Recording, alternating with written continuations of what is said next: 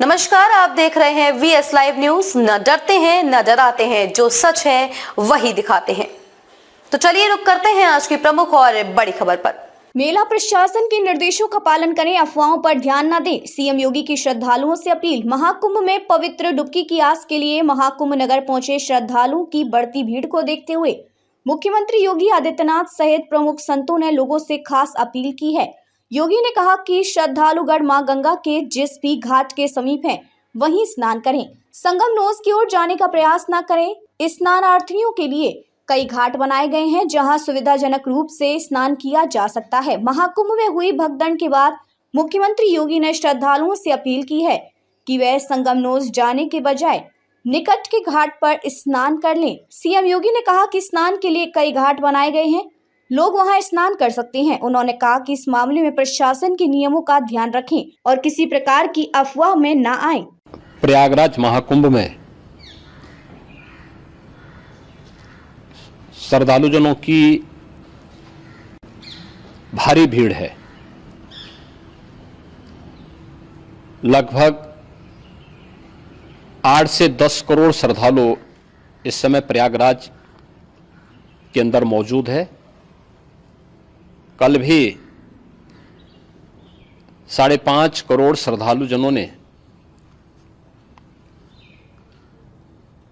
महाकुंभ का स्नान किया था।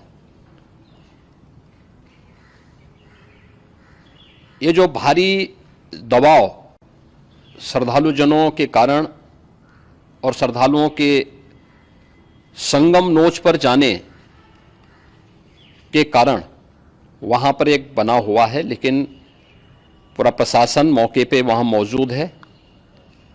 रात्रि को 1 से 2 बजे के बीच में अखाड़ा मार्ग पर, जहाँ पे अखाड़ों के अमृत स्नान के दृश्य से बैरिकेड्स भी किए गए थे, तो बैरिकेड्स को फांद करके आने में कुछ श्रद्धालु गंभीर रूप से घायल हुए हैं। उन्हें तत्काल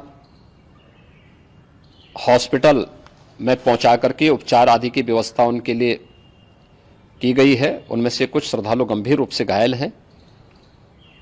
लगातार प्रशासन स्थानीय स्तर पर श्रद्धालुओं की सकुशल स्नान कराने के दृष्टि से रात्रि को कल सायंकाल 6:30-7 बजे से ही मौनी अमावस्या का मुहूर्त प्रारंभ होने के बाद से ही लगातार लगा हुआ है। प्रयागराज में महाकुंभ में श्रद्धालुजनों के सकुशल स्नान करने, अमृत स्नान के लिए देश भर से आए हुए श्रद्धालुजनों की व्यवस्था के लिए, उनके कुशल क्षेम के लिए आदरणीय प्रधानमंत्री जी का प्रातःकाल से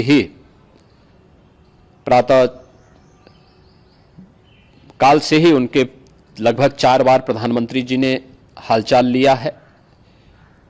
माननीय गृह मंत्री जी ने, माननीय राष्ट्रीय अध्यक्ष भारतीय जनता पार्टी श्री जेपी नड्डा जी ने, माननीय गृह मंत्री श्री अमित शाह जी ने भी, और प्रदेश की माननीय राज्यपाल श्रीमती आनंदीबेन पटेल जी ने भी लगातार जानकारी लेकर के सभी के कुशल क्षेम और सकुशल स्नान कराने के बारे में निरंतर रिपोर्ट ले रहे हैं। हम लोगों की प्रातःकाल से ही श्रद्धालुजन जो भी आए हैं वे स्नान कर सकें, इसके लिए यहाँ पे उच्च स्तरीय बैठक भी चल रही है, जिसमें मुख्य सचिव भी हैं, डीजीपी हैं, प्रमुख सचिव गृह हैं, मुख्यमंत्री कार्यालय के अपर मुख्य सचिव के साथ एडीजी लॉ एंड ऑर्डर के साथ साथ अन्य वरिष्ठ अधिकारीगण मौजूद हैं। प्रयागराज में हालात वर्तमान में नियंत्रण में हैं, लेकिन भीड़ का दबाव बहुत बना हुआ है। अखाड़ा परिषद से जुड़े हुए पदाधिकारियों के साथ मैंने स्वयं भी बातचीत की है।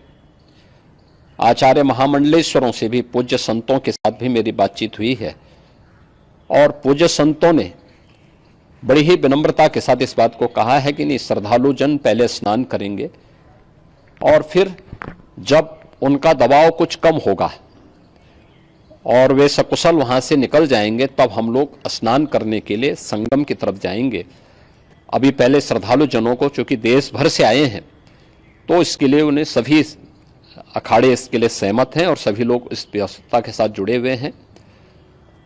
लगातार इस दिशा में हम लोगों का प्रयास है कि जो अब तक प्रातः काल से ही आपने देखा होगा, कल मैंने बताया कि कल लगभग 5.5 करोड़ श्रद्धालु कल महाकुंभ का स्नान किए हैं और आज प्रातः काल तक लगभग 8:30 बजे तक 3 करोड़ से अधिक श्रद्धालु स्नान कर चुके हैं और ये लगातार जारी है। लेकिन संगम नोच पर, अखाड़ा मार्ग पर, नागवासुकी मार्ग पर लगातार दबाव बना हुआ है और वहां पर श्रद्धालु जनों की सुविधा के लिए भी हर प्रकार की वहां पर प्रशासन पूरी मुस्तैदी के साथ लगा हुआ है।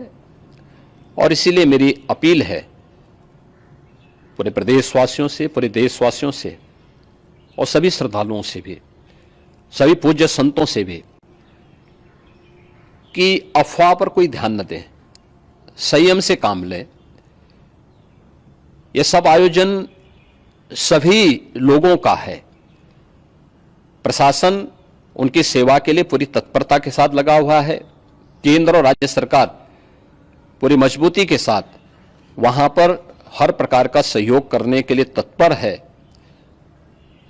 लेकिन कोई किसी अफवाह पे ध्यान न दें। कोई भी व्यक्ति नकारात्मक अफवाह फैलाने का प्रयास करेगा, उस प्रकार से नुकसान हो सकता है। और जहां पर हैं आप, लगभग 15 से 20 किलोमीटर के दायरे में अस्थायी घाट बनाए गए हैं, उसमें कहीं भी वे स्नान कर सकते हैं। आवश्यक नहीं कि संगम नोच की तरफ ही आए, क्योंकि भीड़ देखते हुए खासतौर पर जो बुजुर्ग हैं, बच्चे हैं, श्वास के रोगी हैं, उनको लंबी दूरी तय नहीं करनी चाहिए और जहां पर हैं वहीं पर आराम से पहले स्थिर होकर के कार्य करें, वहां पर रह करके।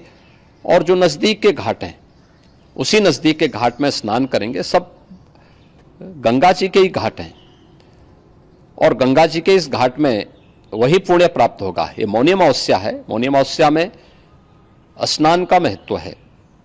संगम में स्नान का दबाव बहुत ज़्यादा है, इसलिए सभी लोग अगर वहाँ पे इसमें अपना सहयोग करेंगे तो सकुशल हम सभी श्रद्धालु जनों को वहाँ पर स्नान करने में सफल होंगे। और फिर इसके उपरांत अमृत स्नान के लिए पूज्य संतों से भी, अखाड़ों से भी हम लोग अनुरोध करेंगे। जो घायल हैं, गंभीर रूप से घायल हैं, उनके उपचार की तत्परता के साथ व्यवस्था भी की गई है। उन सबके सकुशल स्वस्थ होने की भी हम कामना करते हैं। लेकिन मेरी अपील होगी कि कोई भी नकारात्मकता न फैलाने दें और न किसी अफवाह पर विश्वास करें। स्थिति नियंत्रण में है। हाँ, दबाव जरूर है, क्योंकि मैंने आपको बताया कि प्रातः काल से सुबह 8:30 बजे तक 3 करोड़ से अधिक श्रद्धालु स्नान कर चुके हैं।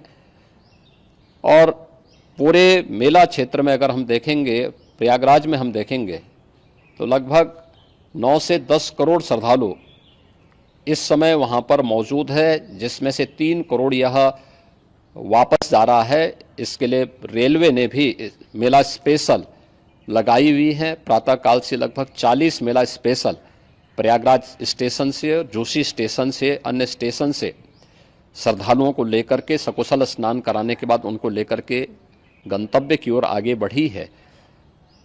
और लगातार ये प्रक्रिया वहाँ पर आगे बढ़ाई जा रही है। होर्डिंग एरिया भी बनाए गए हैं। प्रशासन जो वहाँ पर डायरेक्शन दें, मुझे लगता है सब लोग उसका पालन करेंगे तो सकुशल, क्योंकि पूरा दिन भर देर रात्रि तक अमृत स्नान का मुहूर्त है। मौनी अमावस्या का जो मुहूर्त है पूरे रात्रि भर है। इसलिए ये नहीं हो केवल इस पे कि हम अभी स्नान करेंगे, आवश्यक नहीं, कभी भी आप स्नान कर सकते हैं। तो उस पर जरूर सभी से मेरी विनम्र अपील होगी कि वे लोग उस पर सहयोग करेंगे तो सकुशल सभी को स्नान कराने में और सकुशल इस महापर्व को आयोजित करने में प्रशासन को और शासन को मदद मिलेगी। खबरों में अब तक के लिए बस इतना ही। फिर होगी आपसे मुलाकात ऐसी ही किसी बड़ी और खास खबर के साथ। तब तक के लिए नमस्कार और देखते रहिए VS लाइव न्यूज।